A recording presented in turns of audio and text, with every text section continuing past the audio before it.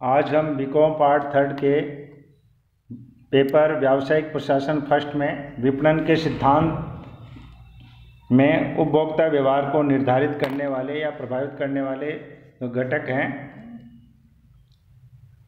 वो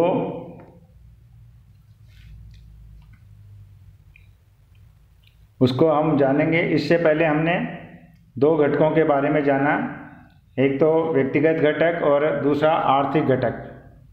आज हम उससे अगला घटक जो है तीसरा घटक मनोवैज्ञानिक घटक के बारे में जानेंगे।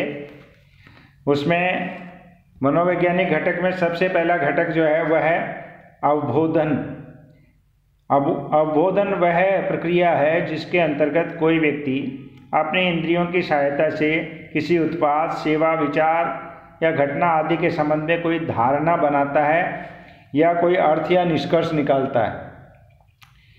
यह उल्लेखनीय है कि प्रत्येक व्यक्ति की 5 जो इंद्रियां हैं जिसमें हम आँख, कान, नाक, मुंह एवं हाथ से जानते हैं, इन 5 इंद्रियों की सदस्यता से कोई भी व्यक्ति किसी भी उत्पाद, सेवा, विचार, घटना आदि को देख, सुन, सूंघ, चख अथवा छू सकता है एवं उनके संबंध में कोई अर्थ या निष्कर्ष निकाल सकता है अथवा कोई धारणा बना सकता है। यानी एक पिक्चर उसके दिमाग में बन जाती है, एक छवि बन जाती है।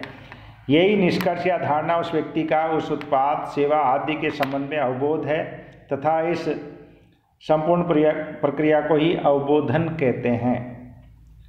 जब कोई व्यक्ति उपभोक्ता या क्रेता के रूप में होता है तब भी वह किसी अपेक्षित उत्पाद का अवबोधन करता है। वह उसे देखकर, छूकर, सूंघकर, सुनकर या चखकर उस वस्तु का अवबोध करता है। उसका यह अवबोध उसे किसी उत्पाद के क्रय करने अथवा नहीं करने के लिए प्रेरित करता है। इसलिए हम जब भी क्रेता के रूप में होते हैं तो कभी हमें सुगंध से, कभी हम रंग रूप से, कभी हम स्वाद से, तो कभी स्पर्श बोध से प्रभावित होकर किसी भी उत्पाद को खरीद लेते हैं। ठीक है। अवबोधन की प्रक्रिया से ही एक व्यक्ति की किसी अन्य व्यक्ति अथवा उत्पाद के बारे में धारणा या छवि बनती है। फलतः प्रत्येक व्यक्ति ग्राहक के रूप में अपने बोध के आधार पर ही उपलब्ध माल या सेवा का अवबोधन करता है या धारणा बनाता है। उदाहरण के लिए एक छात्र एक विशेष लेखक द्वारा रचित पुस्तक यह सोचते हुए खरीदता है कि वह उसे प्रथम श्रेणी के अंक प्राप्त करने में महत्वपूर्ण भूमिका निभाएगी और उसका जो कंटेंट है वो अच्छा है। यहाँ छात्र की पुस्तक के संबंध में यही धारणा उसका अवबोधन कहेंगे। हम सभी जब क्रेता के रूप में होते हैं तो हमारा अवबोध काम करता है।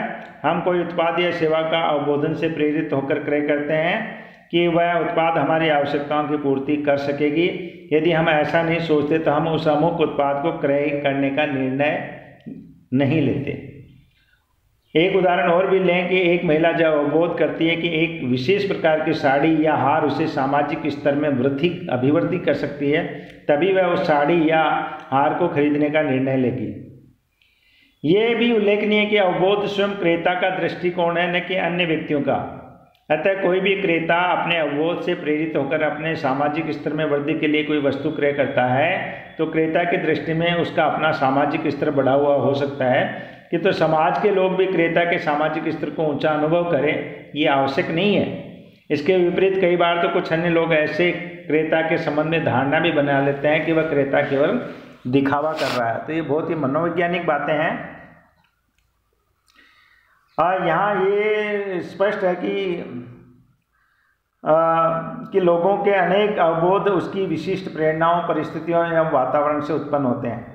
इस प्रकार स्पष्ट है कि मनुष्य जब क्रेता के रूप में व्यवहार करता है तो उसके अवबोध का महत्वपूर्ण प्रभाव होता है। क्रेता किसी उत्पाद या सेवा के संबंध में जैसा सोचता है एवं समझता है उसी के अनुरूप व्यवहार करता है। अतः उत्पाद, नियोजन, विज्ञापन आदि सभी क्रियाओं के संबंध में निर्णय लेते समय इस बात का ध्यान रखना चाहिए कि क्रेता उनमें से कुछ बातों को ध्यानपूर्वक देखकर उस उत्पाद के संबंध में कुछ अवबोध करता है और उनमें कुछ आवश्यकताओं की संतुष्टि की धारणा उत्पन्न करता है। अतः उत्पाद के डिजाइन, रंग, रूप, आकार, विज्ञापन आदि कुछ ऐसे तत्व होने चाहिए कि वह में क्रेता अपनी आवश्यकता की संतुष्टि का अवबोध कर सके। तो ये वैज्ञानिक बात है। दूसरा है ज्ञानार्जन या अनुभव से प्राप्त ज्ञान क्रेता के व्यवहार को प्रभावित करने वाला एक मनोवैज्ञानिक घटक है, और जो है वो है दूसरा उसका अनुभव से प्राप्त ज्ञान या अर्जित ज्ञान। प्रत्येक व्यक्ति पढ़ने, सुनने, देखने तथा अभ्यास करने आदि की अनेक बातों का ज्ञान अर्जित कर लेता है। इस अर्जित ज्ञान से उसका व्यवहार भी बदलता रहता है। अतः ज्ञानार्जन से तात्पर्य अभ्यास या अनुभव से प्राप्त ज्ञान से व्यवहार में होने वाले परिवर्तन से है। प्रत्येक सामान्य व्यक्ति अपने दैनिक जीवन में अनेक अभ्यास एवं अनुभव करता है और धीरे धीरे बहुत सी बातें सीखता है। क्रेता भी धीरे धीरे अभ्यास एवं अनुभव से ज्ञान प्राप्त करता है। प्राप्त अनुभव के अनुरूप में कई बार क्रेता ऐसा व्यवहार करता है, धीरे धीरे वह व्यवहार ही उसकी आदत बन जाती है। अतः जिस सीमा तक लोग वस्तुओं एवं सेवाओं का आदतन उपयोग करते हैं, उस सीमा तक उसका व्यवहार अर्जित ज्ञान पर आधारित होता है। कभी यह आदत हानिप्रद तो कभी यह लाभप्रद भी होती है। अनुभव से प्राप्त ज्ञान जो है उसकी हम बात कर रहे हैं, तो इसका प्रभाव बहुत गहरा होता है। अतः कोई भी उपभोक्ता अपने भूतकालीन अनुभवों को प्राय आसानी से नहीं भुला सकता। ठीक है, उपभोक्ता किसी वस्तु या सेवा के बारे में हुए अनुभव को कई बार स्मरण भी रखते हैं। उदाहरण के लिए एक गृहिणी एक किचन मशीन खरीदती है और बार बार खराब हो जाती है। ऐसे अनुभव को वह प्राय भूल नहीं पाती। और इतना ही नहीं, उपभोक्ता दिन प्रतिदिन के वातावरण में अनेक बातें सीखता है एवं जानकारी करता है। इस जानकारी के आधार पर ही वो उपभोक्ता अपने व्यवहार में परिवर्तन लाता है।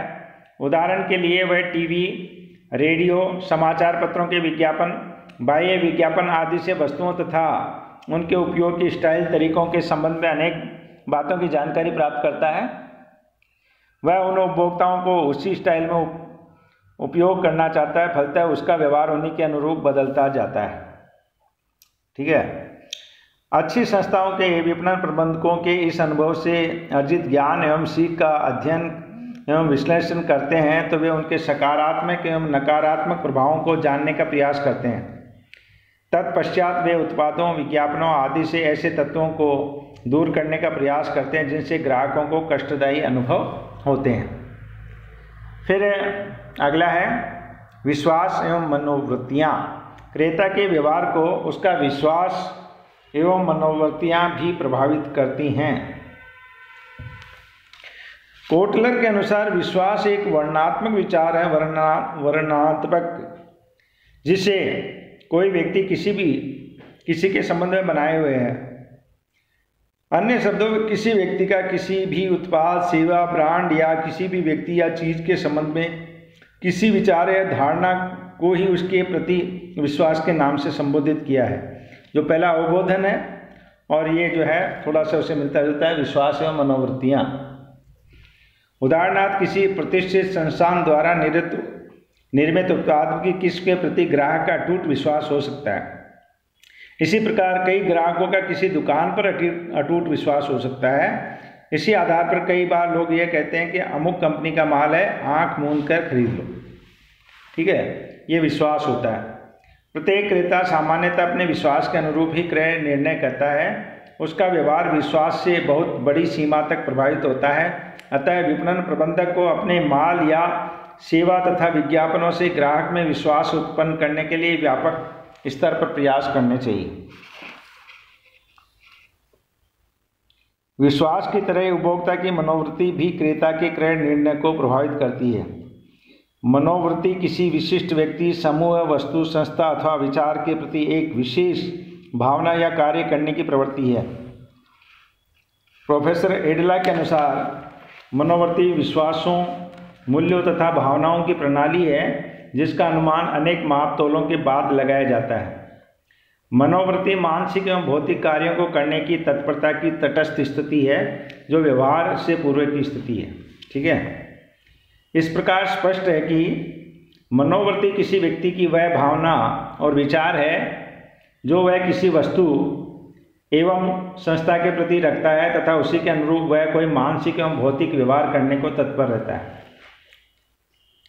प्रत्येक व्यक्ति मनोवृत्ति से प्रभावित होता है, वह उसी के अनुरूप देखता है, सुनता है, कार्य करता है, विचार करता है। अतः कोई व्यक्ति ग्राहक के रूप में व्यवहार करता है तो भी उसकी मनोवृत्ति का प्रत्यक्ष प्रभाव पड़ता है। वह अपनी मनोवृत्ति के अनुरूप किसी वस्तु को क्रय करने या न करने के संबंध में निर्णय करता है। जब कोई क्रेता किसी विशेष ब्रांड या कंपनी की वस्तु को पसंद करता है तथा किसी अन्य वस्तु को नापसंद करता है तो वह उसकी मनोवृत्ति का ही परिणाम कहना चाहिए। अतः विपणन प्रबंधकों को सदैव ही ग्राहकों से अपने संस्था तथा अपने उत्पादों के प्रति सकारात्मक मनोवृत्ति उत्पन्न करने का प्रयास करना चाहिए।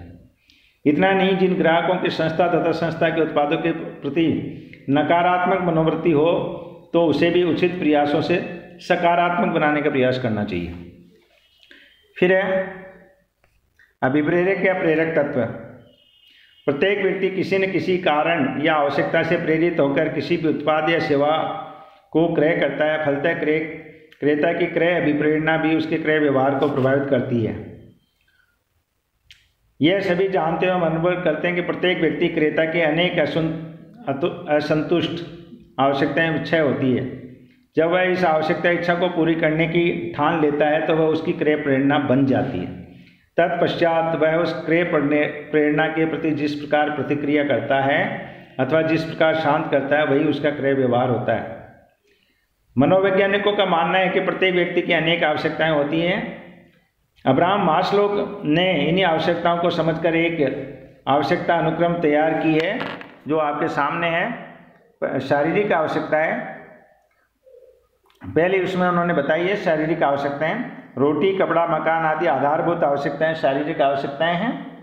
उनकी पूर्ति प्रत्येक व्यक्ति सबसे पहले करना चाहता है। यदि भी आवश्यकताएं अंशतः या न्यूनतम स्तर पर भी पूरी हो जाती है तो वह अगली आवश्यकता की पूर्ति करने हेतु प्रयास करता है। दूसरी जो है वह है सुरक्षा आवश्यकताएं अनुक्रम में दूसरी आवश्यकता है सुरक्षा संबंधी आवश्यकताएं। उनमें शारीरिक आवश्यकताओं की पूर्ति की गारंटी, भय, खतरों या अन्य आकस्मिक घटनाओं से सुरक्षा संबंधी आवश्यकताएं सम्मिलित हैं। इन्हीं आवश्यकताओं की पूर्ति करने हेतु अच्छा कार्य करने एवं अपने लिए कार्य एवं सेवा की गारंटी चाहता है, कुछ बचत करता है, जीवन बीमा, दुर्घटना बीमा, स्वास्थ्य बीमा आदि करवाता है। ठीक है। फिर है सामाजिक आवश्यकताएं।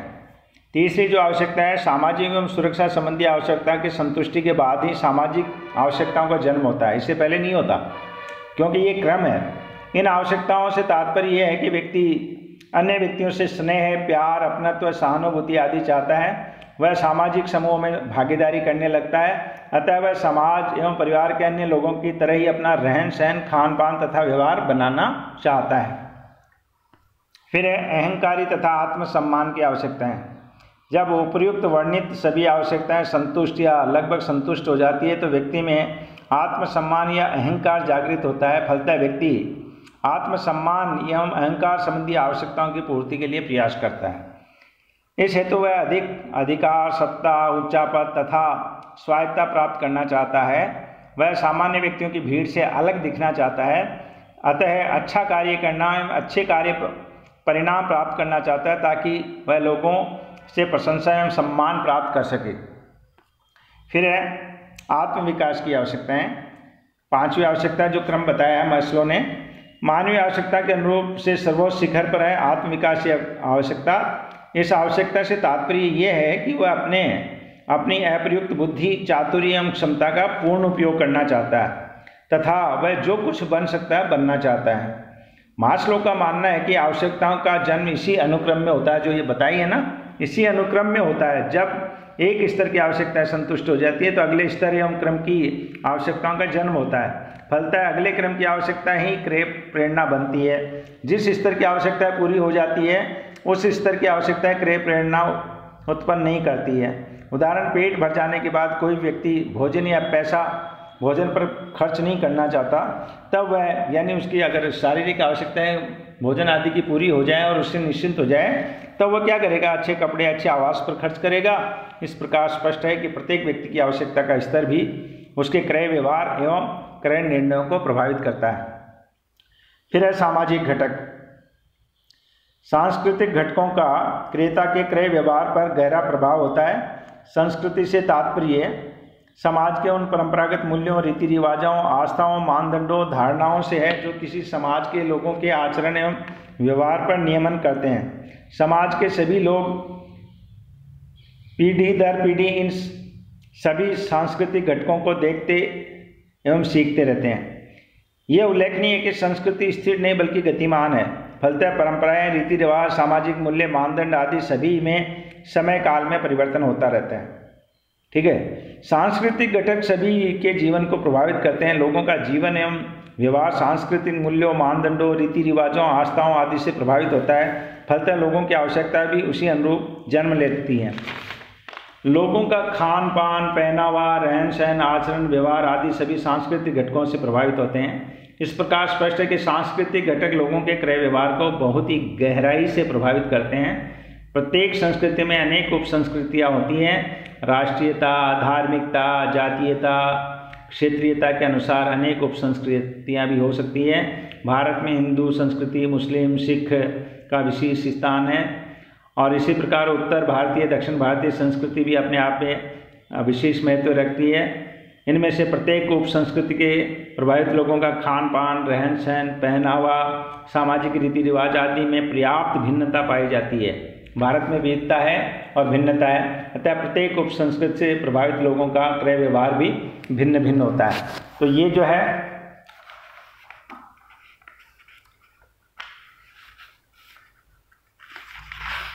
ये था सांस्कृतिक घटक।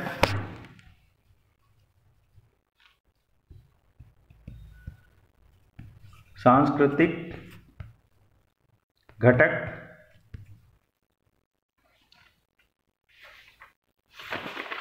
धन्यवाद।